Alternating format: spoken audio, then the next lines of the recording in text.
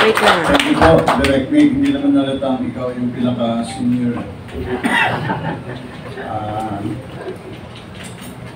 Si Direct Nick, ito yung susunod na JPE.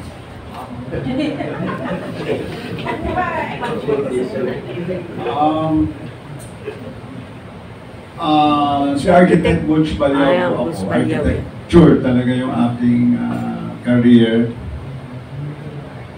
Kanya, inaasahan ko na ang pag-uusapan ko dito yung tungkol sa infrastructure. Pero nabasa ko dito, corruption yung topic ko. Pwede rin naman. Itsapwera mo muna. Ang tingin ko kasi sa corruption na nagaganap, may pinaghuhugutang agenda. At ang nakikita kong agenda na pinaghuhugutan ng malawakang korupsyon is yung ambition ng Marcos Romualdez families to perpetuate themselves in power. Makikita nyo naman kahit na i-backtrack natin ang story, ngayong araw na ito, pwede na natin i-conclude na talagang ganun nga ang balak nila. Sapagkat yung unity na itinatag noong 2022 para tumakbo sila pareho, kung saan naman talagang binuwag intentionally. Because the very clear agenda was to promote Martin Romualdez to succeed Marcos Jr. So, ang naging resulta po, instead na i-promote ang good governance, instead na i-promote yung interest ng bayan, interest ng tao, ang nangyari po, naging personal agenda at ang pagpapatupad ng kanilang mga ambisyon ang naging objective. Sige ma'am, diretso ka po. Kanya po, makikita natin or mapipinpoint natin ang pugad, the nesting place of corruption.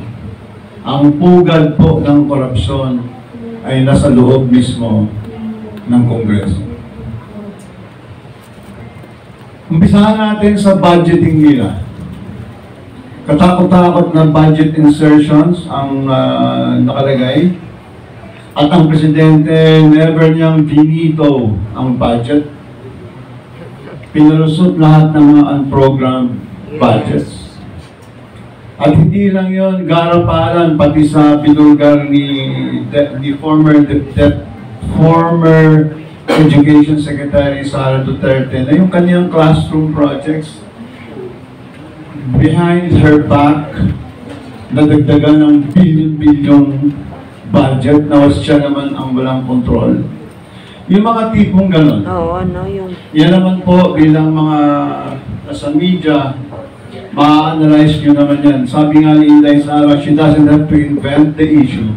True. Because the issue is right in black and white on our national budget program. So, pakisilip na lang po. Ang gusto ko lang pong banggitin sa inyo at i-highlight sapagkat nakakadiri to the point of obscenity. Yung makikita ninyong paglalantad ng kanilang ill-gotten wealth. Umpisa natin kay Kimbo. Si Kimbo po, nakakapagtaka or nung term nun. Pero hindi po kasi alata naman na nagmamalinis lang. Kasi ngayon, makikita nyo sa kanyang Facebook page, nawala na yung earrings. Nawala na, tinanggal. Nawala na yung kwintas. At yung damit niya parang sa tabi-tabi na lang niya, parang Pero po, tapos na eh. Tapos na po eh. Di ba Na po? madami na kumalat eh.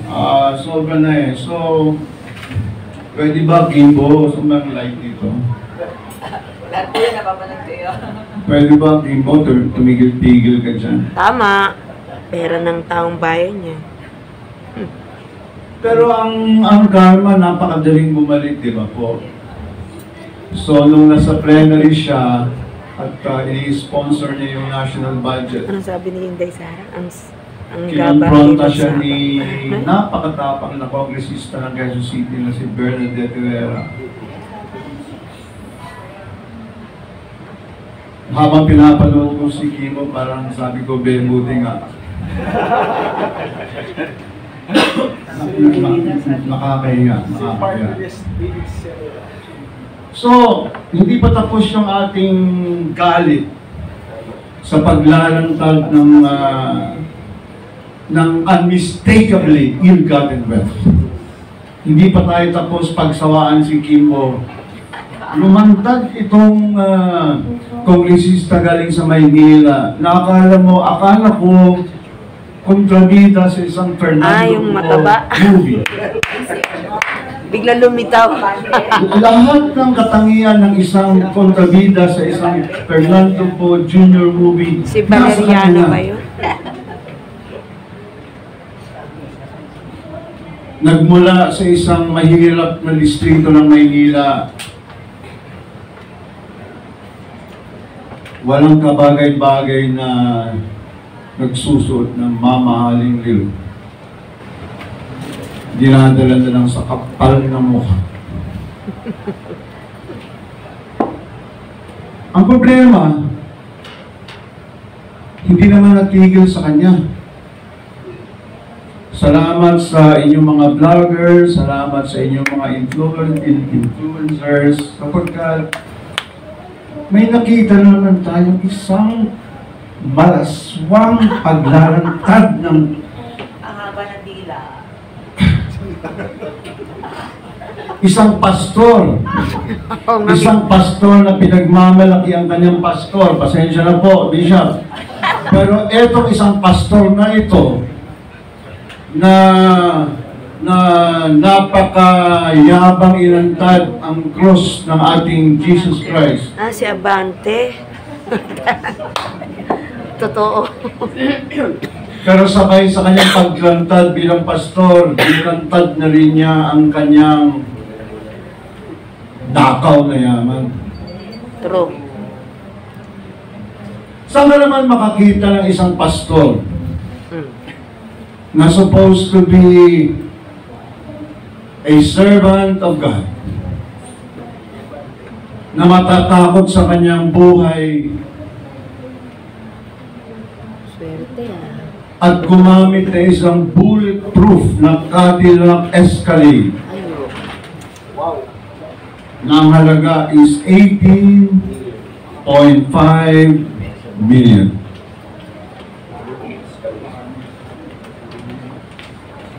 Akala ko, yun lang yung kanyang karangyaan. Pero siya mismo niyabang niya na meron siyang AMG Benz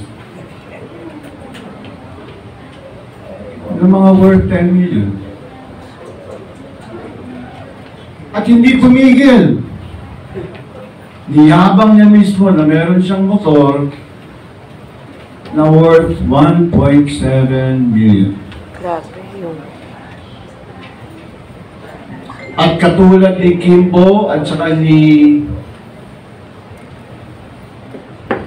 Mas guwapo pa si Paquito Diaz eh. Pero... parang si Kimbo at saka si Paquito Diaz, Kim. niyabang din niya yung kanyang mga Rolex na worth 2.7 million, 1.7 million. House of Wrong. Chinek ko kung anong negosyo ni Abante. Wala naman. Pare.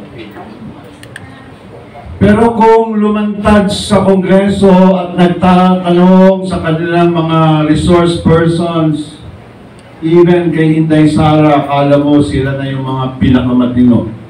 Parang Samantalang halatang halata naman ang purpose nila kay Inday Sara is para kanilang hiyain. Pero ang nakakagalit,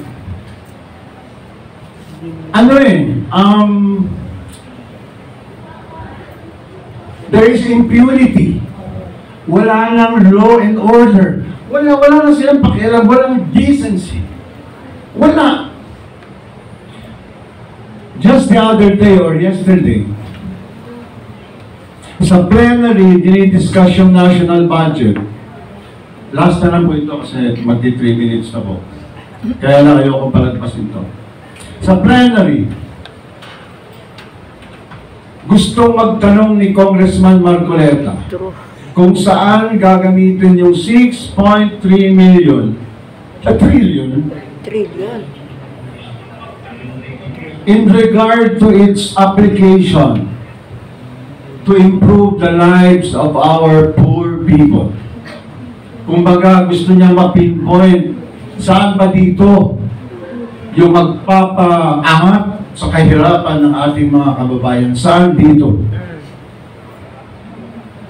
Hindi siya pinayagang magtanong.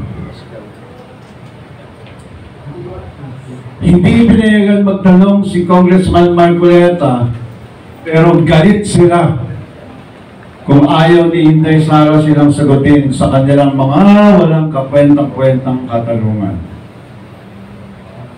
So, yan lang po ang limitado lang po kasi ang aking baka matanggal na ako sa maisip. Hindi, architect. Pero since yung corruption na binigay sa akin, yun nga po, kayo naman po Google-able naman lahat yan Pero ang masasabi ko lang, grabe na po talaga ang corruption. Grabe.